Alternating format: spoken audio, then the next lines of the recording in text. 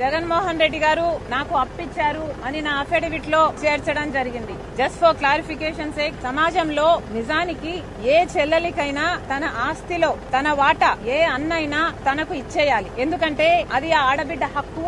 ఇయ్యాల్సిన బాధ్యత అన్నకుంటుంది. మేనమామగా కూడా అది ఒక బాధ్యత.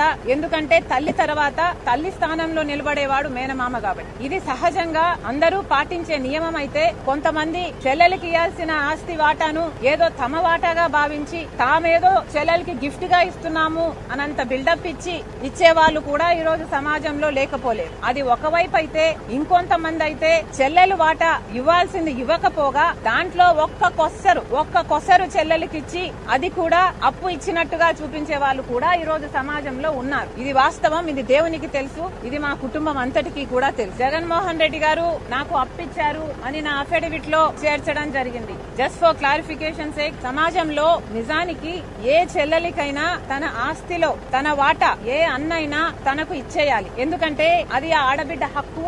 ఇయ్యాల్సిన బాధ్యత అన్నకుంటుంది. మేనమామగా కూడా అది ఒక బాధ్యత.